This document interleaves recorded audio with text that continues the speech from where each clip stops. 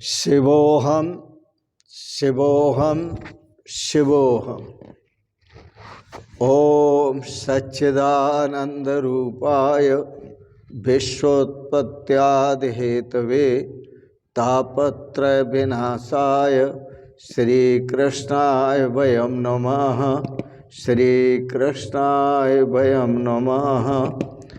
ॐ अज्ञानतिमिरान्धस्य ज्ञानाञ्जनशलाकया चक्षुरुन्मीलितं येन तस्मै श्रीगुरवे नमः। तस्मै श्रीगुरवे नमः।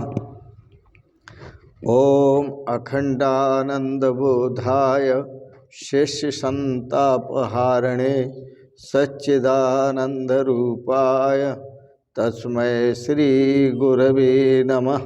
तस्मै श्रीगुरवे नमः।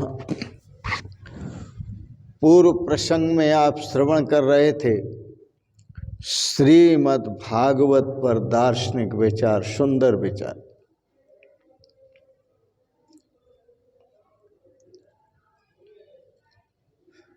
जीवन में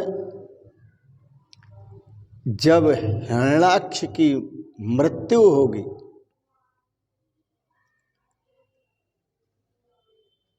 तभी सुख का संचार होगा। आपको बताया हिरण्याक्ष का अर्थ है लोभ।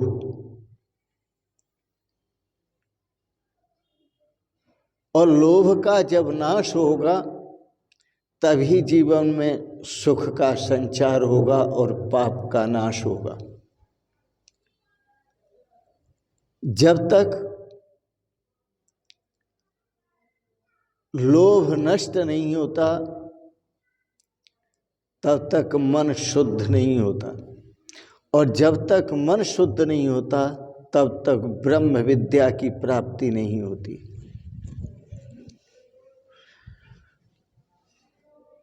ब्रह्म विद्या का ज्ञान बुद्धि में, अंतःकरण में स्थायी करने के लिए अपने अंतःकरण को निष्काम बनाना होगा।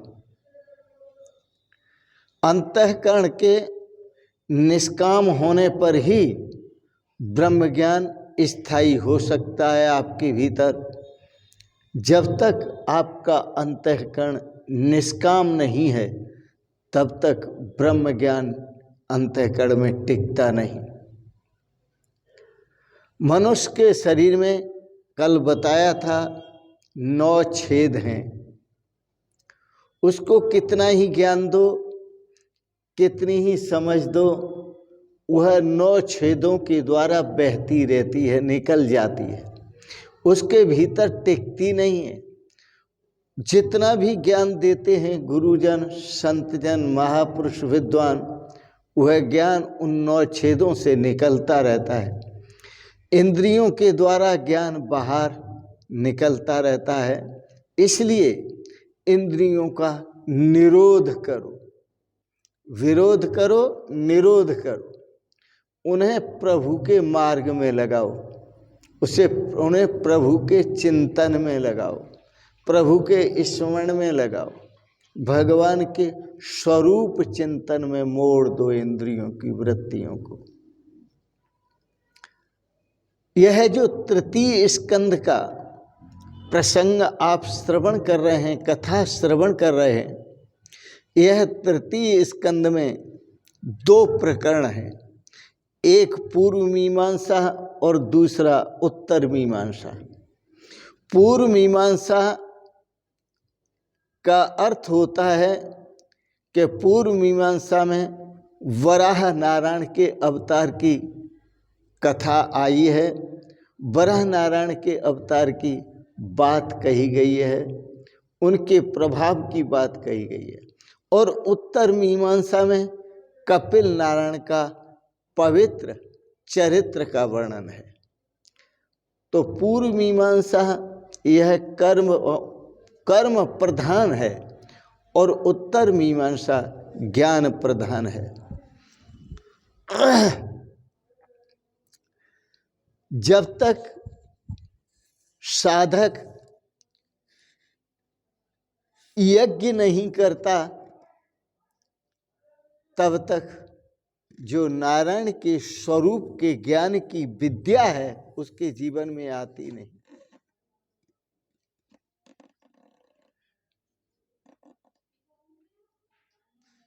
यज्ञ के बिना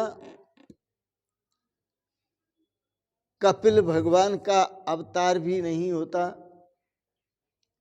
और ब्रह्म विद्या अपने दिमाग में अंतःकरण में बैठती भी नहीं। मन वचन और काया से, मन से, वचन से, शरीर से किसी को कष्ट न देना, किसी को तकलीफ न देना, परेशान न करना, यह भी एक यज्ञ है। जो कारण के बिना किसी को सताता है, बिना कारण ही दूसरों को दुख देता है, अपने स्वार्थ के लिए, अपने अहंकार की पूर्ति के लिए, जो किसी को कष्ट देता है वह आत्मघात करता है, अर्थात वह अपना ही बुरा करता है। इसलिए साधकों को चाहिए कि सदा सर्वदा प्रसन्न रहें और निष्काम जीवन जिए, क्योंकि श्री गीता दर्शन में निष्काम कर्मयोग का बहुत महत्व है। ज्ञान प्राप्त करना है तो निष्काम कर्मयोग का आचरण करें, भक्ति प्राप्त करनी है तो निष्काम कर्मयोग का आचरण करें, भगवान के श्री चरण कमलों में यदि प्रेम करना है तो निष्काम कर्मयोग का आचरण करें। यज्ञ किए बिना कोई सत्कर्म नहीं होता। जब हम यज्ञ करते हैं तो हमारे चित्त की शुद्धि होती है, और यदि चित्त की शुद्धि नहीं होती तब तक हमारे अंदर ज्ञान टिकता नहीं है और ज्ञान समझ में भी नहीं आता। सत्कर्म से सभी इंद्रियों की शुद्धि होती है।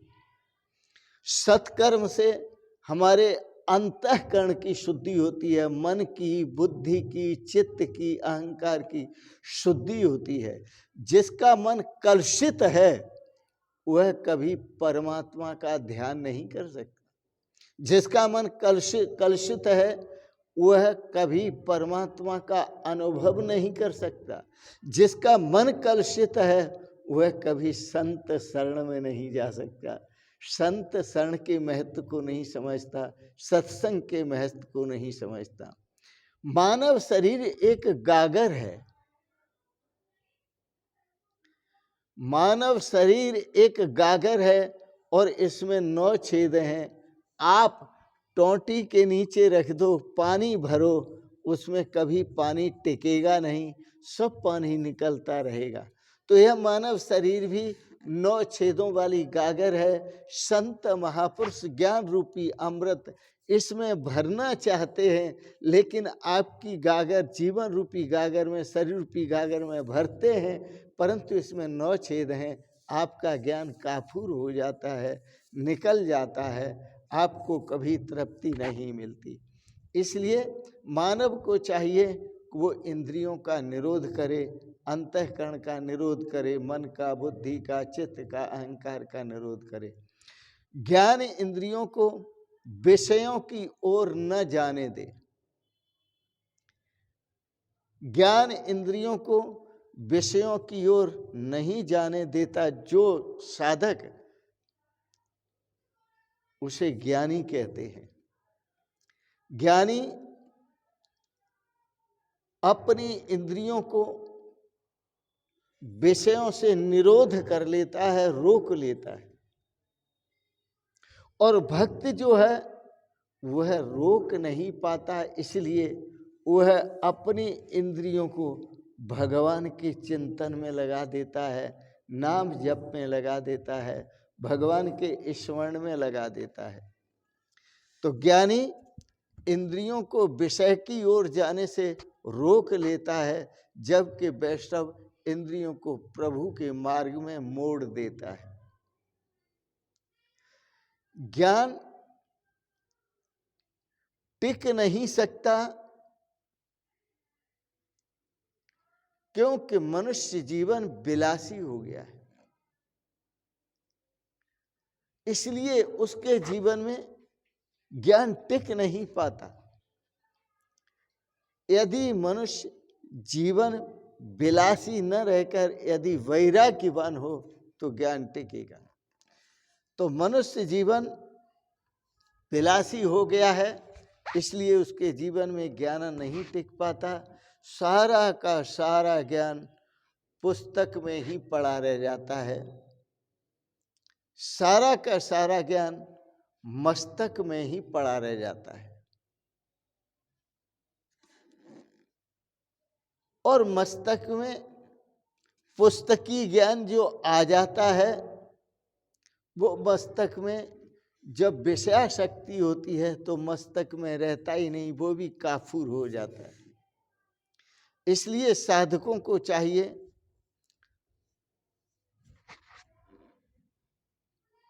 कि रहस्य को समझें। जो पुस्तकों के पीछे दौड़ते हैं उन्हें विद्वान कहते हैं, जो पुस्तकों की बात करते हैं उनको विद्वान कहते हैं, और जो भक्ति पूर्वक, श्रद्धा पूर्वक, प्रेम पूर्वक भगवान के पीछे दौड़ते हैं उनको भक्त कहते हैं। जो पुस्तकों के पीछे दौड़े, शब्दों के पीछे दौड़े, शास्त्रों के पीछे दौड़े, उनको विद्वान कहते हैं। भक्ति पूर्वक जो परमात्मा के पीछे दौड़े उन्हें संत कहते हैं, उन्हें भक्त कहते हैं। वो संत है। संत शास्त्रों के पीछे नहीं दौड़ते, शास्त्र उनके पीछे दौड़ते हैं। विद्वान शास्त्रों के पीछे दौड़ते हैं और संत उस परमात्मा के पीछे दौड़ते हैं। उस परमात्मा की शरण लेते हैं। शास्त्र संत के पीछे दौड़ते हैं और उस परमात्मा का अनुमोदन करते हैं।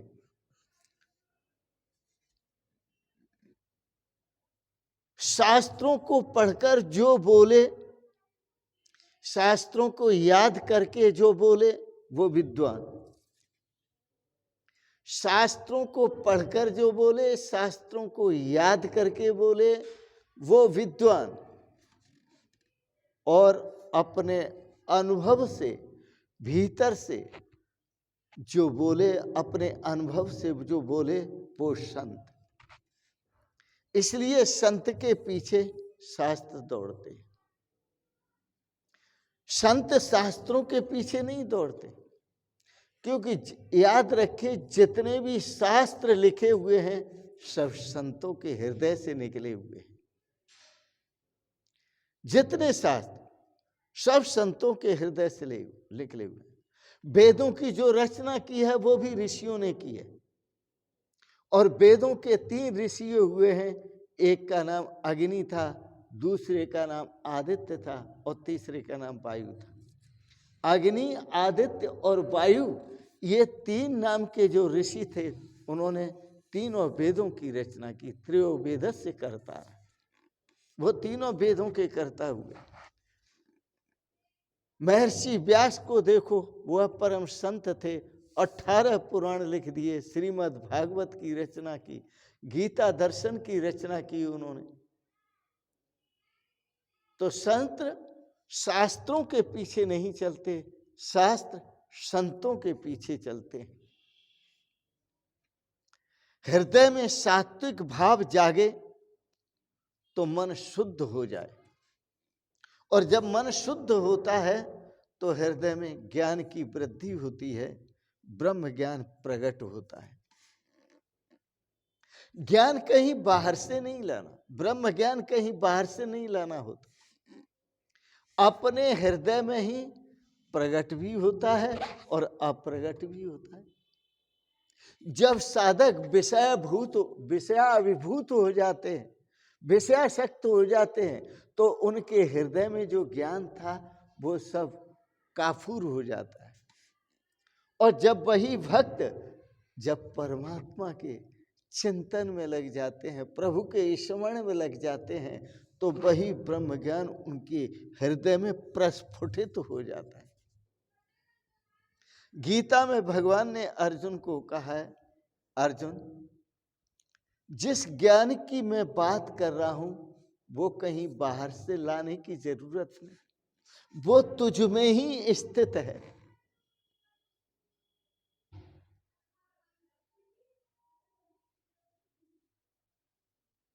तुझ में तेरा साइयां देख सके तो देख, वह ब्रह्म ज्ञान तेरे में ही वास करता है। हृदय में सात्विक भाव जागे तो मन शुद्ध होता है, और जो हृदय में ज्ञान अपने आप ही हृदय में सात्विक भाव जागे तो मन शुद्ध होता है, और जब मन शुद्ध होता है तो हृदय में ज्ञान अपने आप प्रस्फुटित होता है, प्रकट होता है।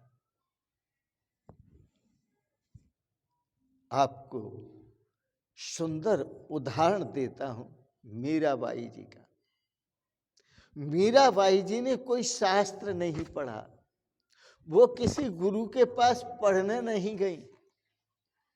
उनका जो प्रेम था, उस प्रेम ने भगवान श्री कृष्ण के पीछे, गोविंद गोपाल के पीछे पागल बना दिया।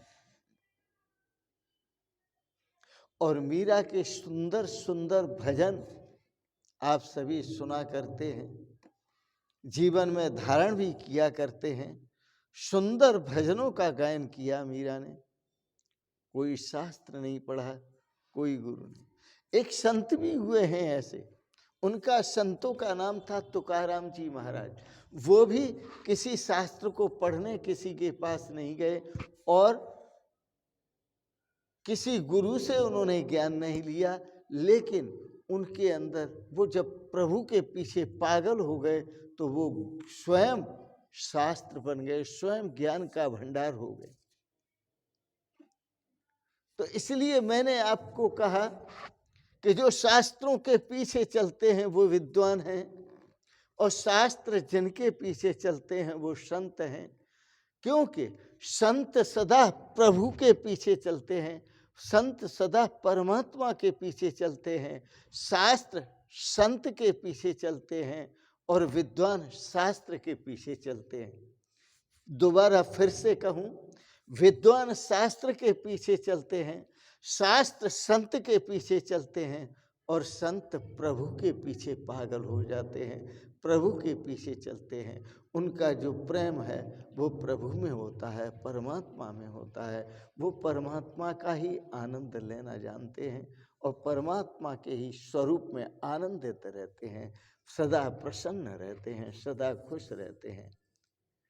इन शब्दों के साथ ही आज की वाणी को यहीं विराम दूंगा। आपने बड़े प्रेम और श्रद्धा से श्रीमद् भागवत पर तात्विक विचार श्रवण किए, दार्शनिक विचार श्रवण किए, तत्व ज्ञान में विचार, ब्रह्म ज्ञान में श्रवण किए।